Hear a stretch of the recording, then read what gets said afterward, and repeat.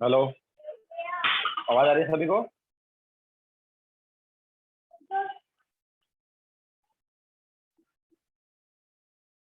Okay, so good morning to all. तो last lecture में हमने effective nuclear charge Z effect start किया था, उसी को आगे कंटिन्यू करेंगे। थोड़ा वेट कर लेते हैं।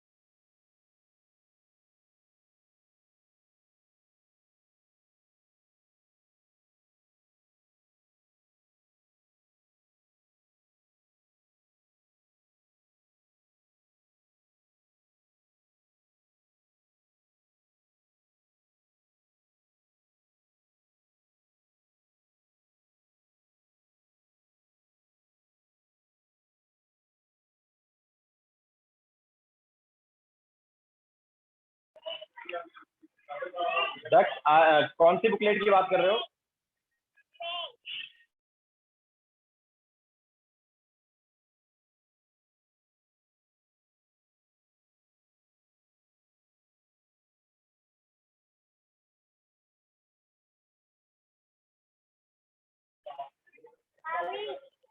दक्ष, मैंने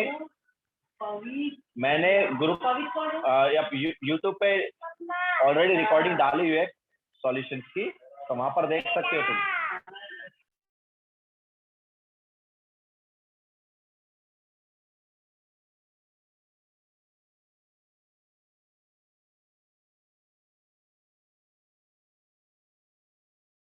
चलो मामा।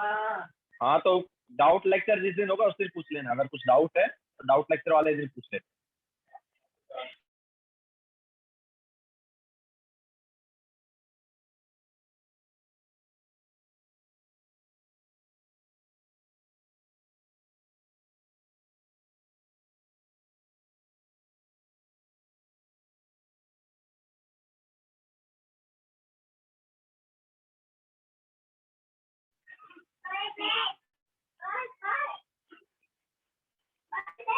ओके, सो स्टार्ट करते हैं।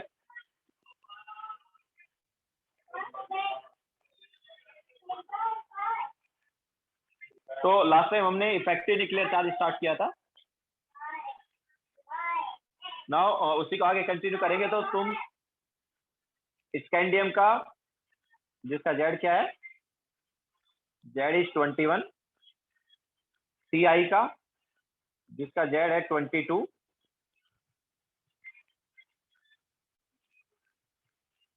इसके अलावा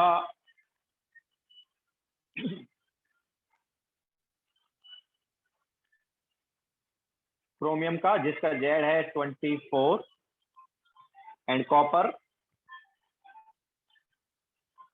जिसका जेड है 29। इन चारों का जेड इफेक्टिव निकालो।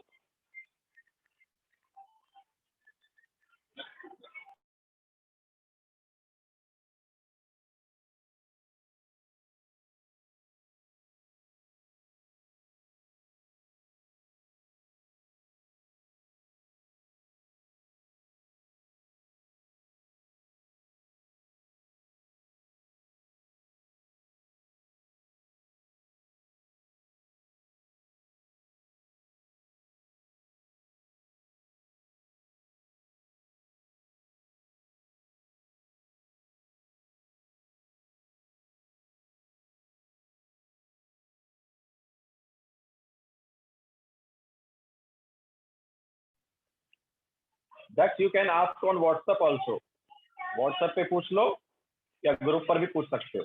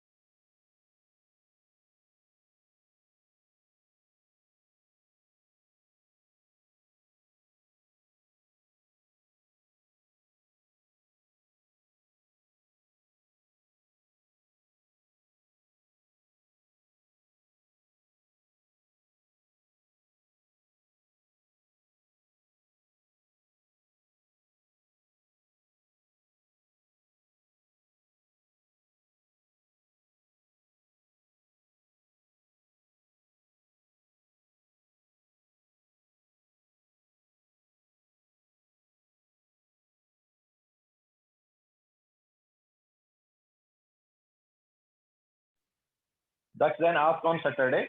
Saturday we'll take doubt.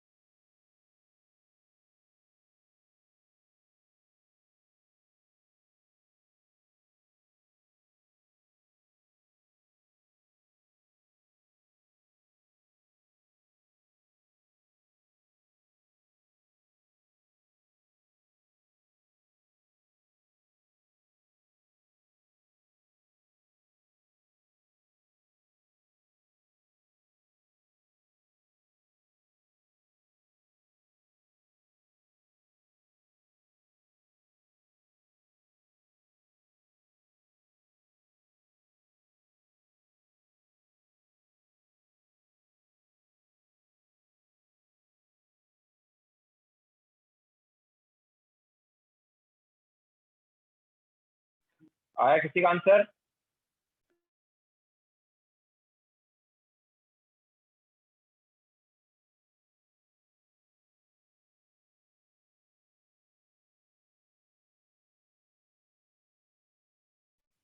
Yes वृष्टि, करेक्ट है।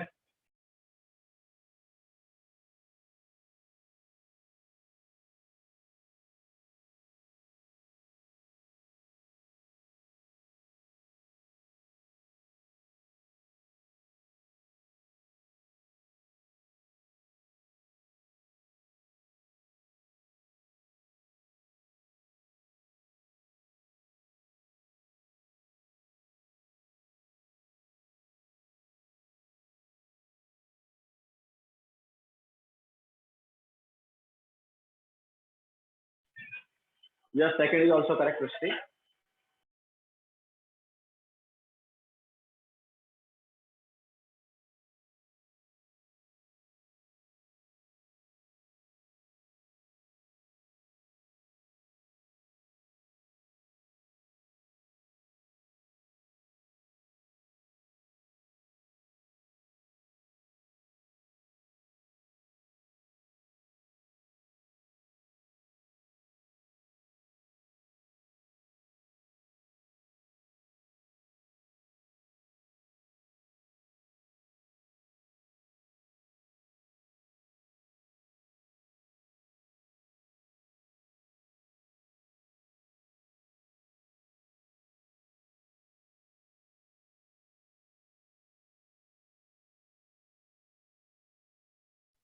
यस यस कशिश करेक्ट है।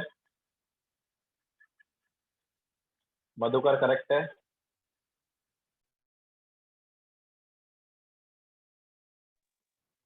यस मधुकर, सेकंड भी करेक्ट है।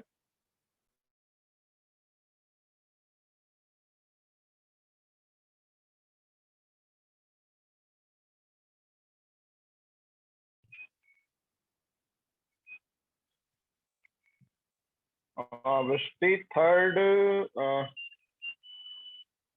आई थिंक करेक्ट है। देखते हैं, थर्ड मेरे ख्याल से करेक्ट ही होगा। Madhukar third and fourth I think correct है, चेक करना पड़ेगा थर्ड एंड फोर्थ।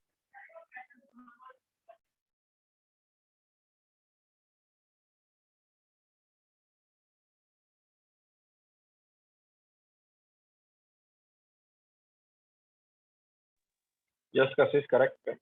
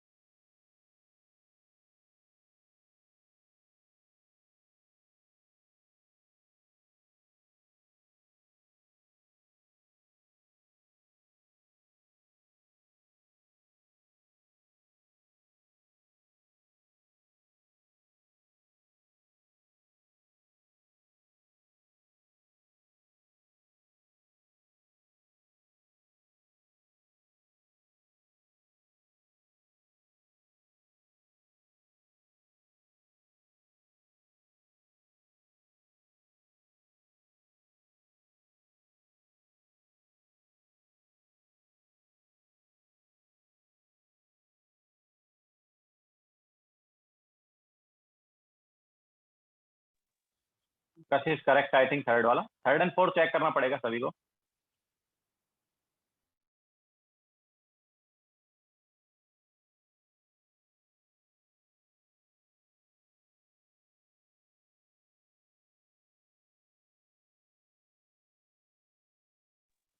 तो चलो देखो कराते हैं। तो देखो स्कैंडियम जो है उसका इलेक्ट्रॉनिक कॉन्फ़िगरेशन क्या है, तो it is 1s2, 2s2, 2p6, 3s2, 3p6, 4s2 and 3d1। ठीक है, तो इसको क्या इंक्रीजिंग ऑर्डर ऑफ एन के टर्म्स में लिखो। जिससे कि पेयर बनाने में इजी हो। तो वैलेंस शेल मतलब फोर्थ ऑर्बिट वाला है, उसको बाद में लिख लेते हैं। तो 3s2 3p6 3d1 and 4s2, ठीक है।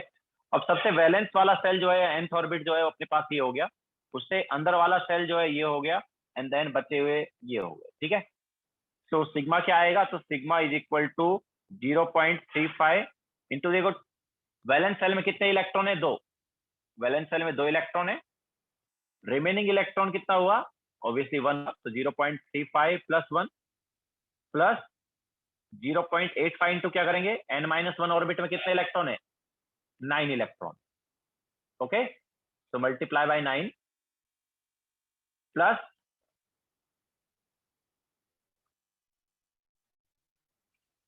बाकी इलेक्ट्रॉन कितने बचे हमारे पास, बाकी इलेक्ट्रॉन हमारे पास बचे 10, तो 1 इंटू 10, ओके। तो ऐड करके कितना है ये,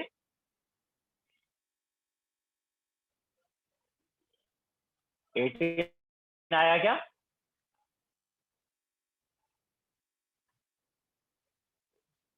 ठीक है। तो ऐड करके क्या आ गया, 18 आ गया, ऐड करके 18 आ गया, तो जेड इफेक्टिव क्या हुआ, Z effective is 21 minus 18, that is 3, okay. Now similarly TI का, तो टीआई का electronic configuration is 1s2 2s2 2p6 3s2 3p6 4s2 3d2 है ना। तो यहाँ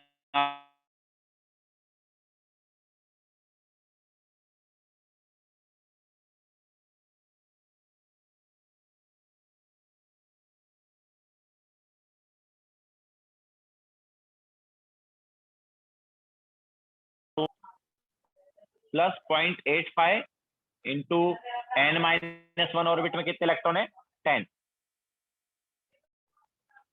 प्लस 1 इंटू 10, तो यहाँ पर सिग्मा जो है इसकी वैल्यू क्या आ गई, ये आ गई अपने पास 18.85, तो सिग्मा आ गया 18.85, तो जेड इफेक्टिव क्या आएगा, जेड इफेक्टिव आ जाएगा 22 minus 18.85, that is nothing but 3.15, ठीक है। तो इसका जेड इफेक्टिव आया 3.15। नाउ क्रोमियम, तो क्रोमियम का क्या होगा, it is 1s2 2s2 2p6 3s2 3p6 and इसके बाद क्या होता है, 4s1 3d5 होता है, ओके, एक्सेप्शन था ना। तो 3d5 है एंड 4s1 है, तो ये nth ऑर्बिट हो गया, ये n-1 वाला हो गया, एंड ये बाकी बचे हुए ऑर्बिट हो गए। तो सिग्मा क्या होगा, sigma is 0.35 into total electron valence shell में 1 है, तो रिमेनिंग इलेक्ट्रॉन की बात करेंगे तो क्या आया, 0, प्लस n-1 वाला ऑर्बिट में टोटल कितने इलेक्ट्रॉन है, 13 इलेक्ट्रॉन हो गए, ठीक है। प्लस बचे हमारे पास कितने ऑर्बिट हैं, 2 ऑर्बिट है, उनमें कितने इलेक्ट्रॉन, 10,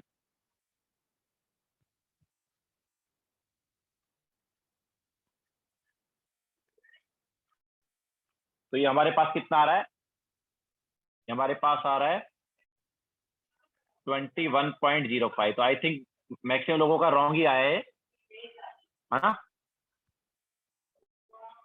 जो भी बता रहे थे वो रॉन्ग बता रहे थे, किसी का करेक्ट नहीं था।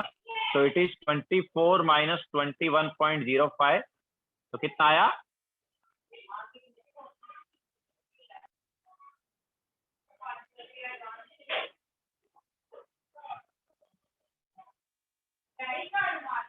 टू 2.95 आया ना,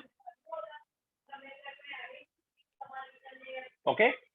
सो ये काफी लोगों का रॉन्ग आ गया था। 4s2 नहीं होगा, 4s1 3d5 होता है क्रोमियम में, एक्सेप्शन होता है, याद है कि नहीं है कशिश, 4s1 3d5 होता है ना क्रोमियम में, एक्सेप्शन था, याद है, 4s का एक इलेक्ट्रॉन जंप करके 3d में जाता था, इलेक्ट्रॉनिक कॉन्फ़िगरेशन में एक्सेप्शन होता था।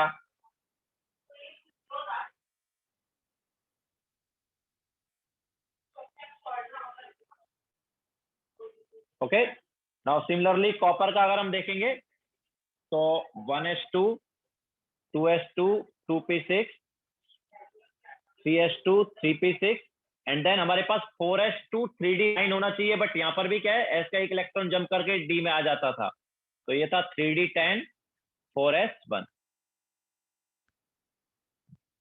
ओके, तो सिग्मा क्या होगा, तो 0.35 इंटू वैलेंस इलेक्ट्रॉन हमारे पास 1 है, तो रिमेनिंग इलेक्ट्रॉन लेना है मतलब 0 प्लस 0.85 इंटू n-1 वाले ऑर्बिट, तो देखो पेयर बना लेते हैं यहाँ पर भी, तो ये हमारे पास ये 3 पेयर बना लिए, तो 0.85 इंटू क्या करेंगे 18 करेंगे, n-1 वाले ऑर्बिट में 18 इलेक्ट्रॉन है। फिर इसके अलावा हमारे पास बचा फर्स्ट एंड सेकंड ऑर्बिट, उसमें 10 इलेक्ट्रॉन, तो ये ऐड करके क्या आया,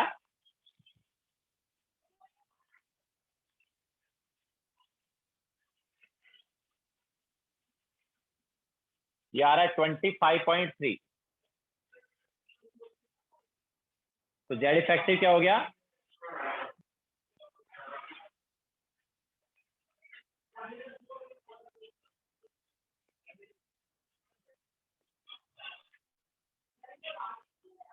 ये हो गया 3.7। ओके, तो ये हमारे पास जेड इफेक्टिव आ गया है कुछ एलिमेंट का। ऑब्वियसली ये डी ब्लॉक एलिमेंट्स हैं सारे, 3D सीरीज के एलिमेंट हैं।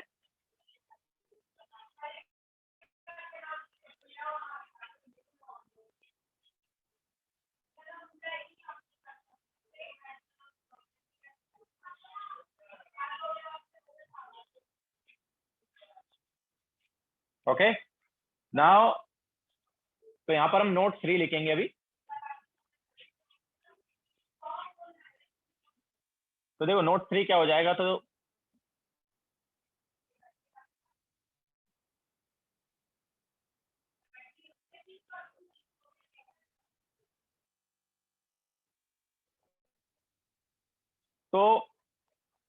3 इसका 3.15 होता है, इसका 3.3, इसका 3.45 होना चाहिए जो कि मैक्सिमम लोगों का हो गया था, इसका 3.6, इसका 3.75, इसका 3.9, इसका 4.05, इसका 4.2 होना चाहिए जो कि मैक्सिमम लोगों का था, एंड देन इसका 4.35। ठीक है, तो ये हमारे पास होना चाहिए, बट ऑब्वियसली 2 जगह एक्सेप्शन आ गया था।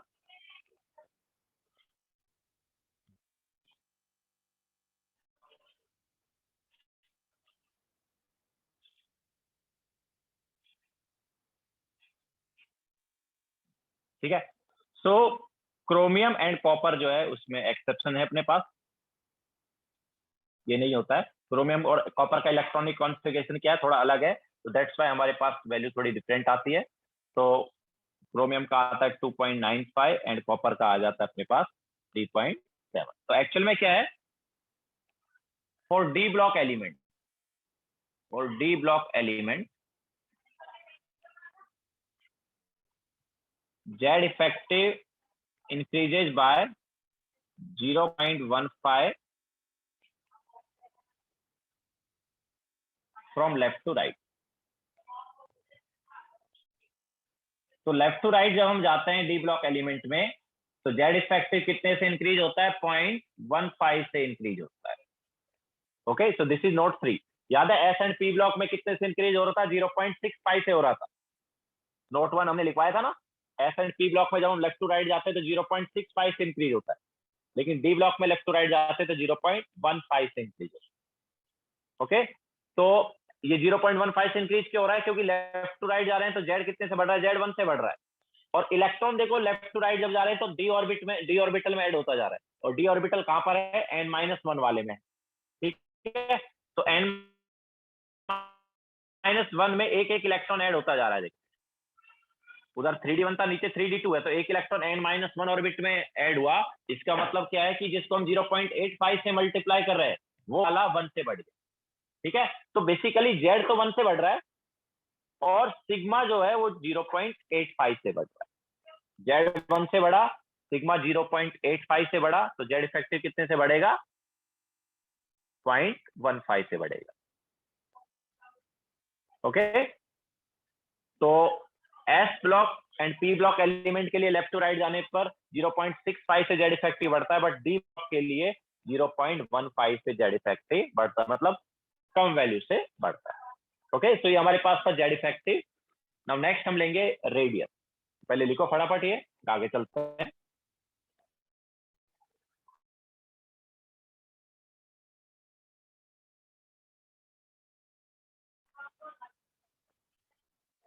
श्रीषा देखो जल्दी, प्रीवियस स्लाइड है।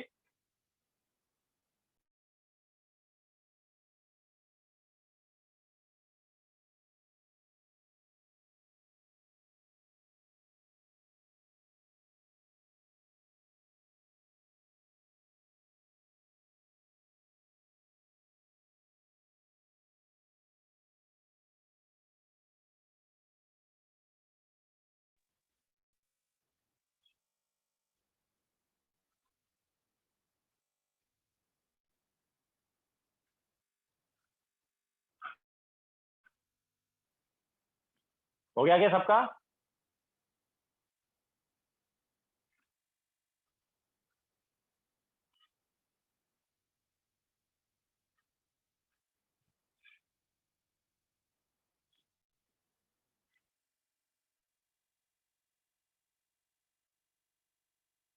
ओके, तो आगे चलते हैं। अभी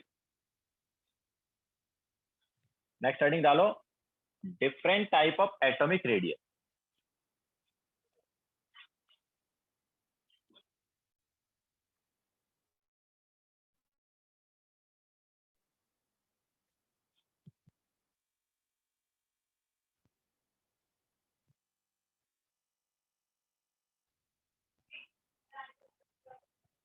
different type of atomic radius, तो देखो क्या है, जैसा कि हम ऑलरेडी देख चुके, ऑब्वियसली एटॉमिक रेडियस मतलब क्या है? एटॉमिक रेडियस मतलब न्यूक्लियस से वैलेंस सेल का जो इलेक्ट्रॉन है वहां तक की डिस्टेंस, वो होगा एटॉमिक रेडियस। लेकिन यार हम ऑलरेडी एटॉमिक स्ट्रक्चर में देख चुके हैं कि यार प्रोबेबिलिटी होती है हमारे इलेक्ट्रॉन की, और वो प्रोबेबिलिटी इन्फिनिटी तक होती है कि नहीं? इलेक्ट्रॉन फाइंड करने की प्रोबेबिलिटी कहाँ तक होती है? इन्फिनिटी तक। तो ऑब्वियस हम ऐसा तो कुछ बता ही नहीं सकते ना कि यार इलेक्ट्रॉन कहाँ तक है। अगर हम एटॉमिक रेडियस निकालने की बात कर रहे हैं तो हम क्या बोल रहे हैं? न्यूक्लियस से लेकर कहाँ तक की डिस्टेंस? न्यूक्लियस से लेकर वैलेंस सेल का जो इलेक्ट्रॉन, मतलब सबसे बाहर की साइड जो इलेक्ट्रॉन है उसकी डिस्टेंस। बट प्रोबेबिलिटी वाले कॉन्सेप्ट से अगर हम देखें तो यार इलेक्ट्रॉन तो इन्फिनिटी तक है, इन्फिनिटी पे जाके इलेक्ट्रॉन का प्रोबेबिलिटी जीरो हुआ। ठीक है, तो देखा जाए तो हम इस साइड से तो एटॉमिक रेडियस निकाल ही नहीं सकते, क्योंकि एटॉमिक रेडियस जो है वो तो अपने पास काफी ज्यादा हो गया, मतलब काफी ज्यादा मतलब वो मेजरेबल ही नहीं है इस तरह से, इस टाइप से। तो एटॉमिक रेडियस निकालने के लिए हम क्या करते हैं, उसको तब निकालते जब हमारे पास दो एटम कोई बॉन्ड बना रहे हैं। ठीक है, तो दो एटम जो जब कोई बॉन्ड बनाएंगे तो दोनों एटम के न्यूक्लियस के बीच का जो डिस्टेंस है उसको हाफ कर दो। जब भी दो एटम कोई बना रहे होंगे, ये मतलब दो एटम आपस में अटैच होंगे, तो दोनों एटम जब आपस में अटैच होंगे तो उनके न्यूक्लियस के बीच का डिस्टेंस ले लो और उसे डिवाइड बाय 2 कर दो। तो न्यूक्लियस के बीच का जो डिस्टेंस है उसको डिवाइड बाय 2 करने पर हमें एटॉमिक रेडियस मिल जाएगी। ठीक है, तो due to probability concept,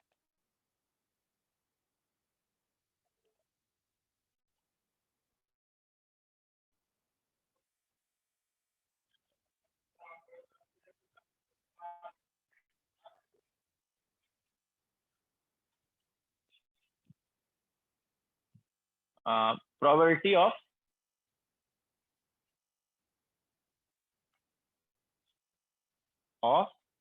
finding electron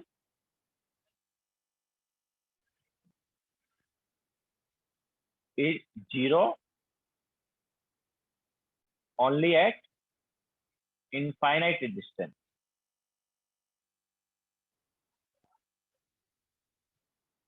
ठीक है, मतलब इनफाइनाइट डिस्टेंस पर जाकर ही इलेक्ट्रॉन फाइंड करने की प्रोबेबिलिटी जो है वो क्या होगी?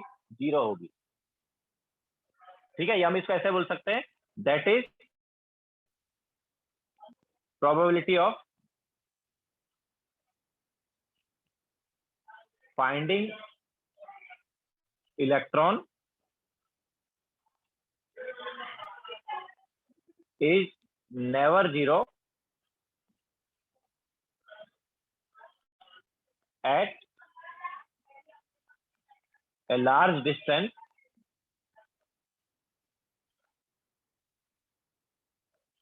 from nucleus also. ठीक है, न्यूक्लियस से काफी ज्यादा डिस्टेंस पर भी इलेक्ट्रॉन फाइंड करने की प्रोबेबिलिटी जो है जीरो नहीं होगी, इनफाइनाइट पर जीरो होगी. ओके, तो फिर हम कोई बाउंड्री डिफाइन कर ही नहीं सकते. ठीक है, तो therefore atom does not have well defined boundary.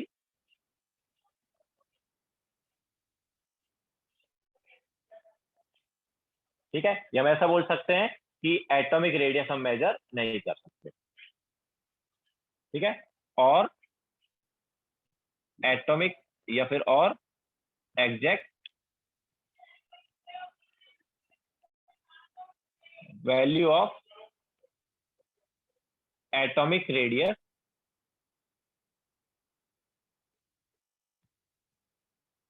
Can not be measured. ठीक है, तो हम exact value of atomic radius measure नहीं कर सकते. तो इसे मेजर करने के लिए क्या करते हैं, जैसे मैंने बताया, जब दो एटम आपस में कंबाइन होंगे तो उनके न्यूक्लियस के बीच का डिस्टेंस को हाफ कर देंगे. ठीक है, तो आगे लिखाते हो, पहले ये लिख लो.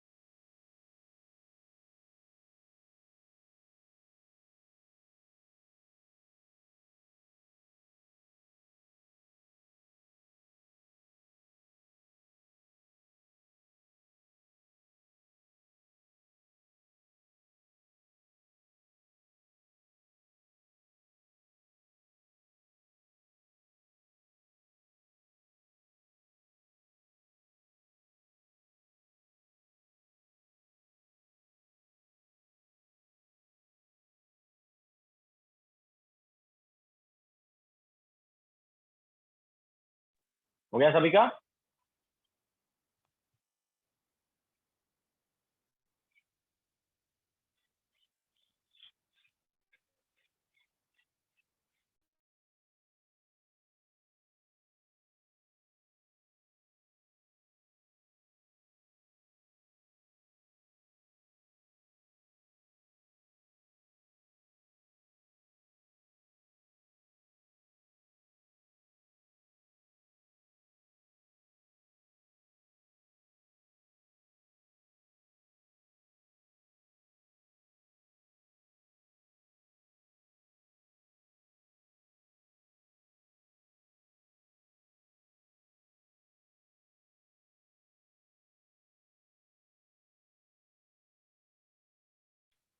चले आगे. तो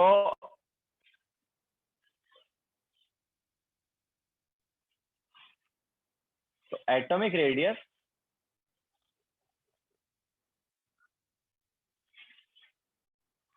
is taken as half of the distance of closest approach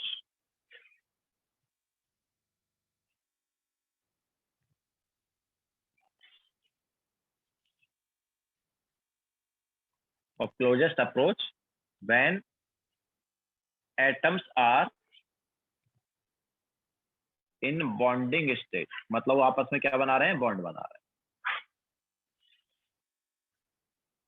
ठीक है, तो एटॉमिक रेडियस क्या होता है, it is half of the distance of closest approach when atoms are in the bonding state. जब दो एटम आपस में बॉन्ड बना रहे हैं तो उस टाइम पे दोनों के बीच का जो डिस्टेंस है उसका हाफ, इसको हम लेंगे एटॉमिक रेडियस। ठीक है, तो इस बेसिस पर अब हम यहाँ पर क्या एटॉमिक रेडियस लेंगे। तो सबसे फर्स्ट वाला जो एटॉमिक रेडियस है वो है कोवेलेंट रेडियस। ठीक है, फर्स्ट वाला जो रेडियस है वो है कोवेलेंट रेडियस। तो अब यहाँ पर क्या है, जैसे हम बिटवीन सेम एलिमेंट भी बॉन्ड बना सकते हैं और बिटवीन डिफरेंट एलिमेंट भी बॉन्ड बना सकते हैं। तो जैसे a single bond A, for example Cl2 में क्या होता है, ए सिंगल बॉन्ड ए होता है। तो ये हमारे पास दो एटम है। अच्छा, सिंगल बॉन्ड अगर है और एलिमेंट सेम है तो दोनों एक दूसरे को टच करेंगे, दोनों के एटम। तो ये हमारे पास एक एटम ए है, ये दूसरा एटम ए है, और दोनों के बीच का जो डिस्टेंस है उसको हमने ले लिया DAA। दोनों के बीच का डिस्टेंस को क्या ले लिया हमने, DAA ले लिया। तो इसका जो कोवेलेंट रेडियस है RC, ऑब्वियसली कोवेलेंट रेडियस को हम क्या लिख देंगे, RC लिख देंगे। तो RC ऑफ ए जो है, कोवेलेंट रेडियस ऑफ ए जो है वो क्या हो गया, ये हो गया DAA डिवाइड बाय 2। दोनों के बीच का डिस्टेंस डिवाइड बाय 2 जो है वो क्या हो गया, कोवेलेंट रेडियस। ओके, अच्छा, नाउ ये जो कोवेलेंट रेडियस है ये हो जाएगा हमारे पास, देखो क्या, तो हमें पता है कि यहाँ पर जो DA है ये एक्चुअली क्या है, दोनों एक दूसरे को टच कर रहे हैं ना, तो it is nothing but 2RA। Okay, so DA by 2 क्या हो गया, तो यहाँ पर RC ऑफ ए जो है it will be RA by 2। ठीक है, sorry not RA by 2, it is RA। तो कोवेलेंट रेडियस ऑफ ए जो है ऐसे केस में क्या हो जाएगा, उसका एक्चुअल वाला रेडियस ही हो जाएगा, क्योंकि यहाँ पर जस्ट एक दूसरे को क्या करेंगे, टच करेंगे एटम्स। अगर हमारे पास नंबर ऑफ बॉन्ड्स बढ़ते हैं तो फिर थोड़ा केस डिफरेंट आता है, वो भी हम आगे बताएंगे। तो जब दोनों एलिमेंट, मतलब दोनों एटम्स जो हैं वो सेम एलिमेंट के हों और सिंगल बॉन्ड हो बीच में, तो वहां पर एटम्स एक दूसरे को क्या करेंगे, टच करेंगे। तो टच करेंगे कि तो जो बीच का डिस्टेंस है वो क्या हो गया, it is 2 times of RA। ठीक है, RA मतलब एक्चुअल वाला जो है वो रेडियस, तो 2 टाइम्स ऑफ RA हो गया, और उसका डिवाइड बाई 2 किया तो ऑब्वियसली हमें एक्चुअल रेडियस यहाँ पर मिलेगा। तो बीच का डिस्टेंस डिवाइड बाई 2 करने पर कोवेलेंट रेडियस आएगा, और यहाँ पर कोवेलेंट रेडियस जो है वो एक्चुअल वाला रेडियस ही हो गया।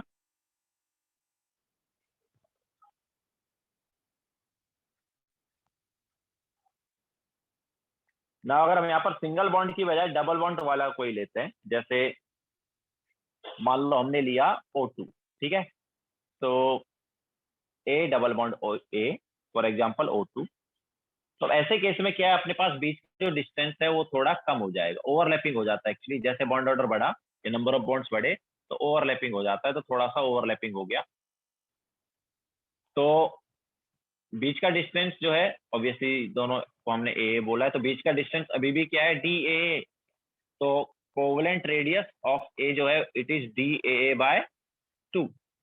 नाउ यहाँ पर अगर हम DAA की बात करेंगे तो जो DAA है, बीच का जो डिस्टेंस है वो 2 टाइम्स ऑफ RA से कम है या नहीं है, क्योंकि ओवरलैपिंग हो गया ना। अगर दोनों एक दूसरे को टच करते तो बीच का डिस्टेंस 2RA होता, लेकिन अभी बीच का डिस्टेंस जो है 2RA से क्या है, कम है। तो DAA बाई 2 जो है वो क्या हो गया, DAA बाई 2 जो है ये लेस देन क्या हो गया, RA। मतलब ऐसे केस में जो हमें कोवेलेंट रेडियस मिलेगी वो एक्चुअल रेडियस से क्या होगी, कम हो। ओके, तो कोवेलेंट रेडियस यहाँ पर क्या आएगी, एक्चुअल रेडियस से कम आएगी, बिकॉज ओवरलैपिंग हो गया है। नाउ सिमिलरली अगर हमने ट्रिपल बॉन्ड की बात की ए ट्रिपल बॉन्ड ए, जैसे N2 में क्या ट्रिपल बॉन्ड होता है, तो फिर और ज्यादा ओवरलैपिंग हो जाता है।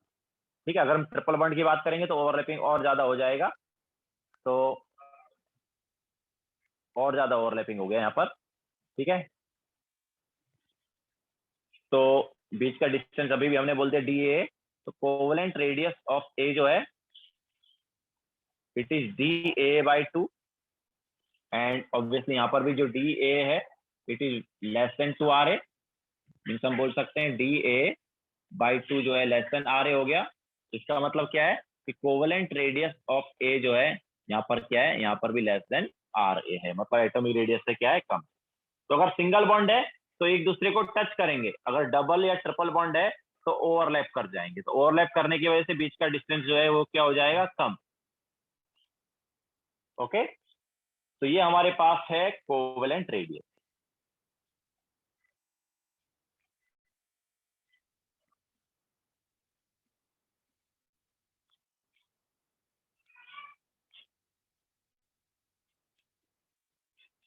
हम ऑर्बिट ड्रॉ नहीं कर रहे, वी आर ड्रॉइंग एटम्स। ठीक है, एटम्स तो जनरली हम बोलते हैं स्फेरिकल टाइप से ही है।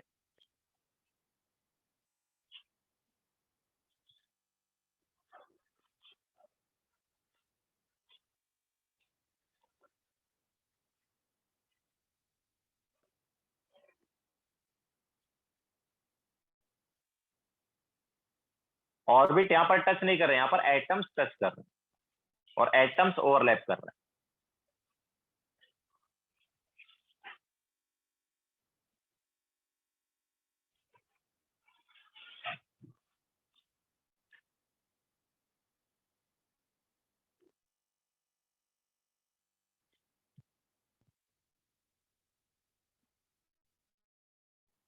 वो आगे केमिकल बॉन्डिंग में पढ़ोगे दक्ष कि ओवरलैपिंग क्यों होता है, पाई बॉन्ड वगैरह बन जाता है इसलिए वो ओवरलैपिंग होता है, केमिकल बॉन्डिंग में आएगा।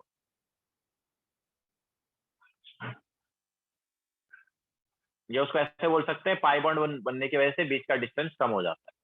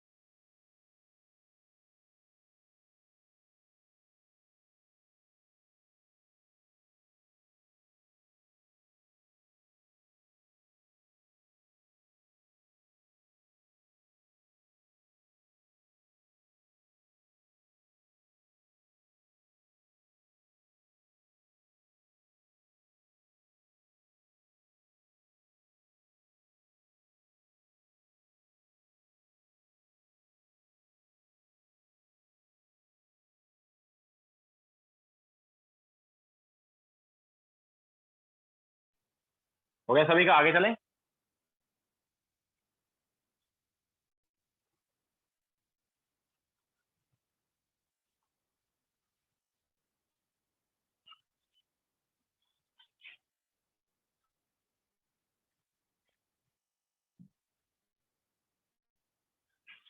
नाउ हम बात करेंगे देखो, तो यहाँ पर हमने क्या सेम एलिमेंट के बीच में कोवेलेंट बॉन्ड बनाए। ठीक है, ये जो बने ऑब्वियसली कोवेलेंट रेडियस में क्या आ रहा है, कोवेलेंट बॉन्ड आ रहा है। ठीक है, तो ये जो कोवेलेंट बॉन्ड है ये सेम एलिमेंट के बीच में है, सेम एलिमेंट के एटम्स के बीच में। नाउ कोवेलेंट बॉन्ड जो है अलग अलग एलिमेंट के एटम के बीच में भी हो सकता है। तो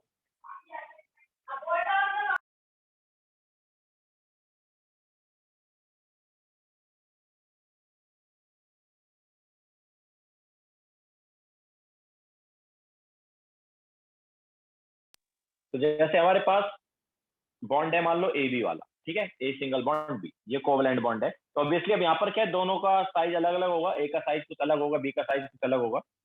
तो डिफरेंट साइज के आइटम्स ले लेते हैं, एक छोटा आइटम ले लेते हैं, एक बड़ा आइटम।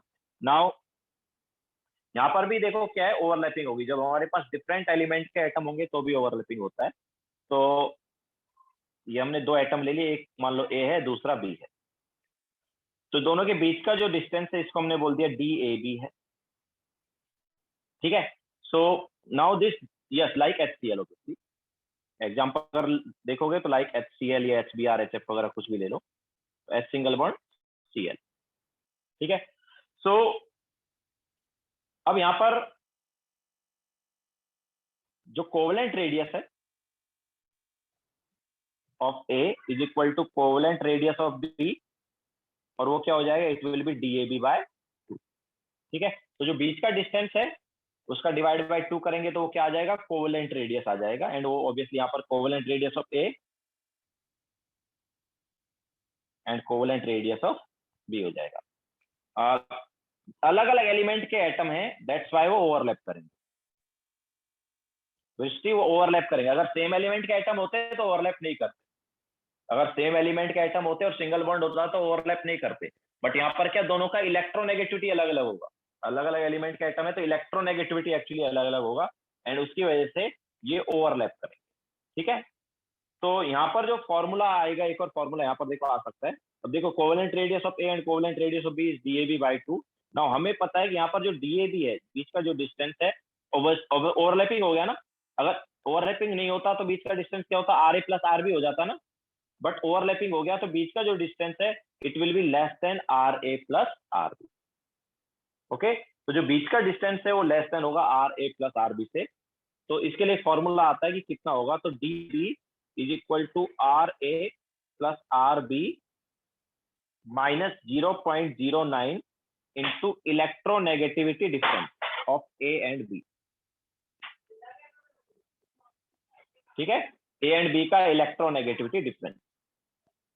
तो ये एंगस्ट्रॉम है, सारे ये वैल्यूज है रेडियस एंड डिस्टेंस के, ये किसमें है, एंगस्ट्रॉम वाली। ठीक है। एंड ऑब्वियसली ये दोनों क्या है, दीज आर इलेक्ट्रोनेगेटिविटी।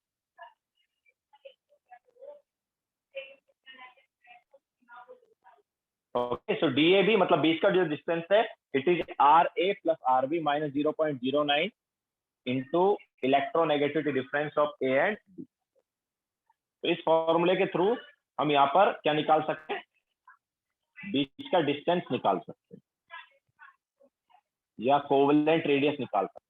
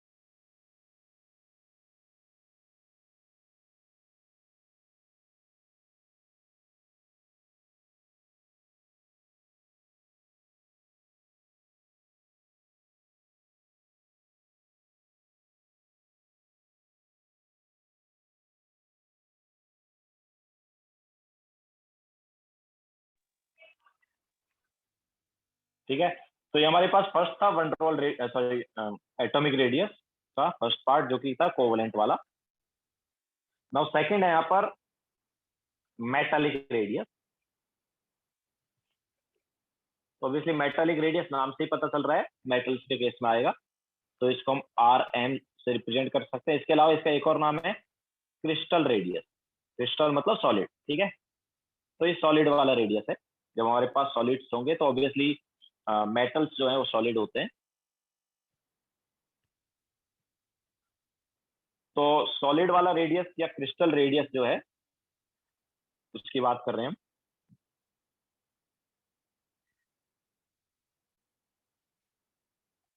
तो देखो, नाउ सॉलिड के जो एटम है या मेटल के जो एटम है वो कभी ओवरलैप नहीं करेंगे, ठीक है, तो इनके एटम कभी ओवरलैप नहीं करते, तो या तो वो एक दूसरे से टच करते हैं या बीच में थोड़ा गैप हो सकता है।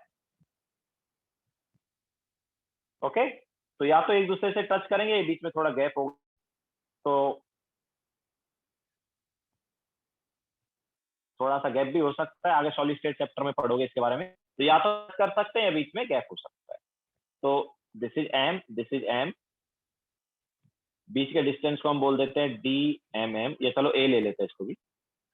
तो हमारे पास कोई भी मेटल का एटम है उसको ए से रिप्रेजेंट कर दिया, तो बीच का डिस्टेंस इज डी ए। तो मेटालिक रेडियस जो है it is D A by two. हमें पता है कि यार जो डी ए है ये क्या है, it is greater than two R है या नहीं।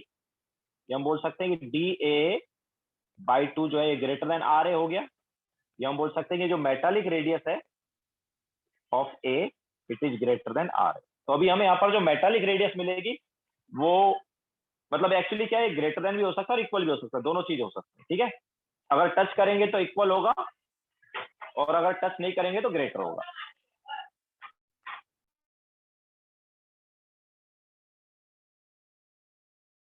ओके, अगर टच करेंगे तो इक्वल होगा, अगर टच नहीं करेंगे तो ग्रेटर देन इक्वल मतलब ग्रेटर हो जाएगा। तो उसी के अकॉर्डिंग हम यहाँ पर बोल सकते हैं कि हमारे पास जो मेटेलिक रेडियस ऑफ ए है ये ग्रेटर देन हो गया या इक्वल हो गया, ठीक है। अगर टच कर रहे हैं तो मेटेलिक रेडियस ऑफ ए जो है वो आर ए के इक्वल हो गया। अगर टच नहीं कर रहे हैं, बीच में गैप है, तो जो मेटेलिक रेडियस ऑफ ए है वो ग्रेटर देन आर ए हो। ओके, अब आगे चलते हैं। लिख लिया क्या सबने?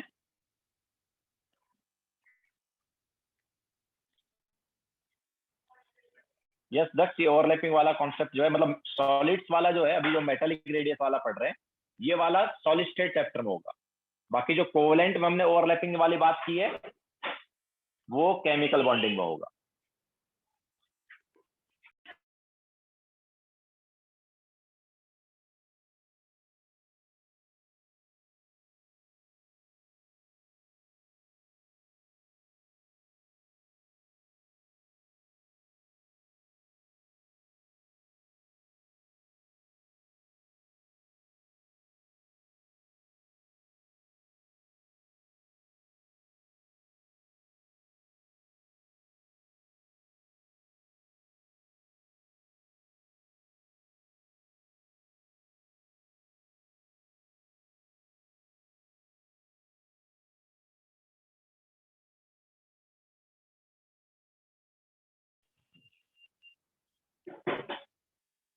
ओके, नाउ थर्ड वाले पर चलते हैं।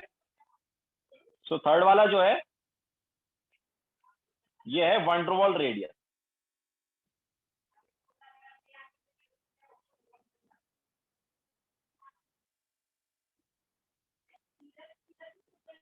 तो वंडरवॉल रेडियस जो है वो वंडरवॉल फोर्स या वंडरवॉल फोर्स क्या होता है, वीक फोर्स होते हैं, ठीक है। तो वंडरवॉल फोर्स के केस में आता है, इसका दूसरा नाम है कोलिजन रेडियस, ठीक है। वंडरवॉल रेडियस, ये इसका दूसरा हम क्या बोल सकते हैं, इसको हम बोल सकते हैं कोलिजन रेडियस।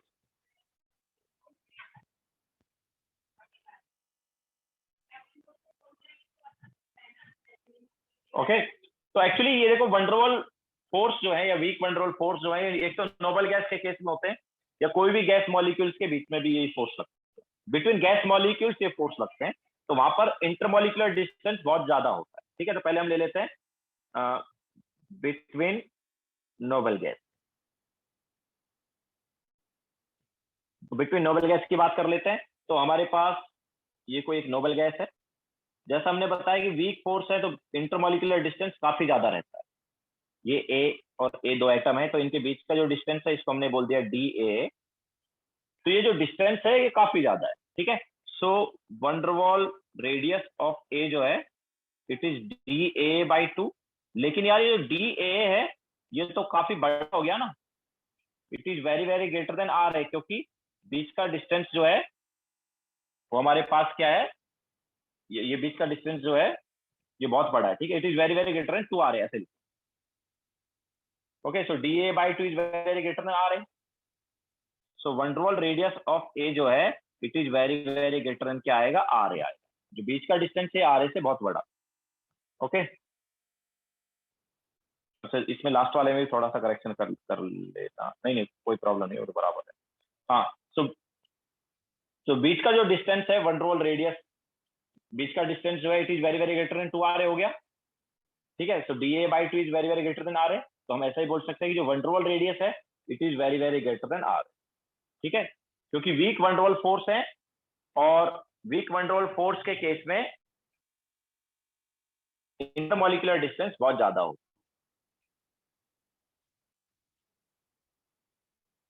हाँ, तो दक्ष कंबाइन थोड़ी हो रहे हैं, किससे बोला नोबल गैस कंबाइन हो रहे हैं? नोबल गैस जो है कंबाइन होते नहीं ना, बट हमारे पास जो गैस मॉलिक्यूल्स हैं, ठीक है, कोई भी हमारे पास कंटेनर में गैस मॉलिक्यूल है नोबल गैस के, तो उनके बीच में डिस्टेंस है, और उनके बीच में जो डिस्टेंस है दो गैस मॉलिक्यूल के बीच का, जैसे हीलियम के दो एटम ले लिए, उनके बीच का डिस्टेंस देख लो, ये हीलियम का एक एटम हो गया, हीलियम का दूसरा एटम हो गया, उनके बीच का डिस्टेंस देख लो और डिवाइड बाय 2 कर दो, तो जो बीच का डिस्टेंस है बहुत ज्यादा है। ठीक है, so between noble gas molecule हो गया। इसके अलावा बिटवीन गैस मॉलिक्यूल्स, कोई भी गैस मॉलिक्यूल है तो उनके बीच में वंडरवॉल फोर्स होता ही है, चाहे नोबल गैस मॉलिक्यूल हो या कोई दूसरा गैस मॉलिक्यूल हो। बट नोबल गैस मॉलिक्यूल में क्या, इसके अलावा कोई दूसरा टाइप का फोर्स नहीं हो सकता, लेकिन गैस मॉलिक्यूल अलग अलग है तो वहां पर और फोर्स भी आ जाते हैं। ठीक है, जैसे हम यहाँ पर बात कर लेते हैं डी ए बी टाइप की बात कर लेते हैं, जैसे HCl। ठीक है, तो HCl वाले में हमने कोवेलेंट रेडियस तो देखा ही था, बट यहाँ पर वंडरवॉल रेडियस भी हम देख सकते हैं। कैसे देखो, तो ये हमारे पास एक एटम हो गया ए, ये दूसरा एटम हो गया बी। ठीक है, अब ए और बी ये दो एटम हो गए। अब इस एक मॉलिक्यूल में, मतलब ये AB का एक मॉलिक्यूल है, ऐसे ही AB का दूसरा मॉलिक्यूल भी हमारे पास आ सकता है, ये AB का एक दूसरा मॉलिक्यूल हो गया।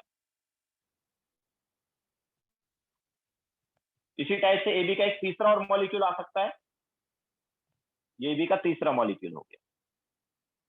ठीक है, तो इंटरमॉलिक्यूलर डिस्टेंस की बात करेंगे हम। ये जो डिस्टेंस है इसको हम बोल देंगे DBB, और ये जो डिस्टेंस है इसको हम बोल देंगे DAA।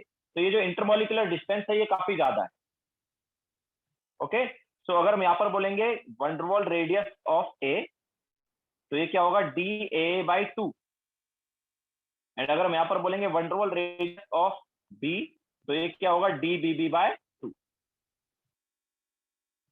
ठीक है, बी और बी के बीच का डिस्टेंस देखो, एंड ए के बीच का डिस्टेंस देखो।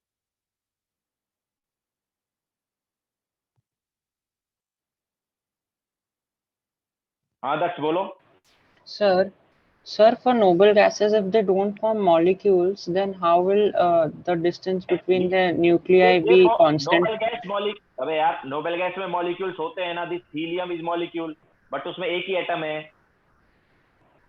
Yes, sir. तो वो तो सेपरेट एटम हीलियम का है एक एटम, हाँ तो ठीक है ना, हीलियम के एटम को ही मॉलिक्यूल बोलेंगे। हीलियम का एटम एंड मॉलिक्यूल, मतलब helium is monoatomic gas, O2 is diatomic gas, ozone Yes, is sir. Triatomic gas. Suppose jar में I have helium gas, तो उसके बीच के हाँ एटम्स का डिस्टेंस कांस्टेंट कैसे रहेगा अगर वो कंबाइन नहीं कर रहे, इधर उधर तो मूव करते रहेंगे ना एटम्स। हाँ, तो वो मूव कर रहे हैं, हमने कब बना किया कि वो मूव नहीं कर रहे? तो दैट्स व्हाई ये भी कौन सी एग्जैक्ट है, ये इसलिए हम इसको कोलिजन रेडियस भी बोल रहे हैं ना, जब आके उन्होंने कोलाइड किया होगा। ठीक है, कोलिजन के बाद जब एक पर्टिकुलर पॉइंट पर इनको मेजर करते हैं तो ये फिक्स थोड़ी होता है। अच्छा, ओके सर, ओके।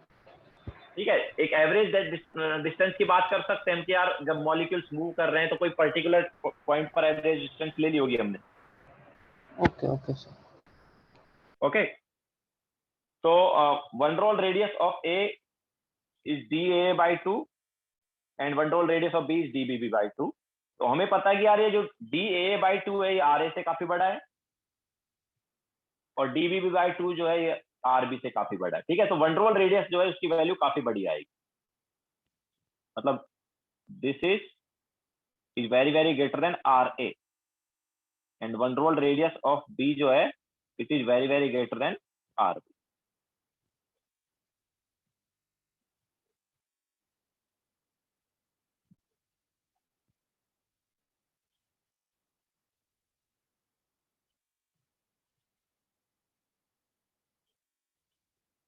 ठीक है, तो हमारे पास ये 3 टाइप की कोवेलेंट रेडियस आई है, सॉरी 3 टाइप एटॉमिक रेडियस आई है। पहली थी कोवेलेंट रेडियस, सेकंड थी मेटालिक रेडियस, एंड थर्ड है one roll radius. Okay, so covalent radius, metallic radius and one roll radius. Now तीनों में अगर हम कंपेयर करें तो कौन सी रेडियस सबसे बड़ी है यार? तीनों में अगर हम कंपेयर करने जाए तो कौन सी रेडियस सबसे बड़ी है? देखो, वन रोल रेडियस में बीच में जो इंटरमोलिकुलर डिस्टेंस है वो काफी ज्यादा है। ठीक है, तो ऑब्वियसली डिवाइड बाय 2 करने पर भी बड़ी वैल्यू आएगी। मेटालिक रेडियस में क्या, या तो करेंगे या गैप रहेगा, तो वहां पर भी बीच का डिस्टेंस ज्यादा है। लेकिन कोवेलेंट रेडियस के केस में क्या है, ओवरलैप भी हो सकता है, तो वहां पर रेडियस क्या हो गई है, कम हो गई है, या बीच का डिस्टेंस कम हो गया। तो तीनों रेडियस में अगर हम कंपेयर करें तो वन रोल रेडियस जो है वो सबसे बड़ा रहता है, उससे कम होता है मेटालिक रेडियस, और सबसे कम होता है कोवेलेंट रेडियस।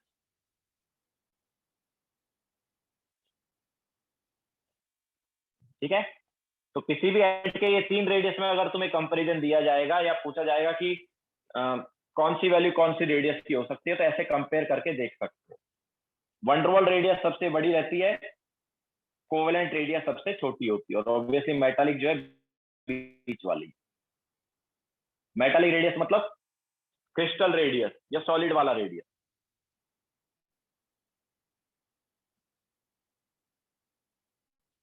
ओके, तो आज का लेक्चर हम यहीं पे एंड करेंगे। आज कोई होमवर्क नहीं है, नेक्स्ट लेक्चर से होमवर्क देंगे।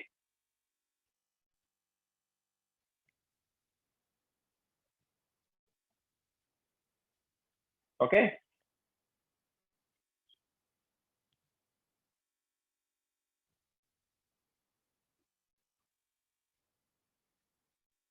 सो बाय, टेक केयर।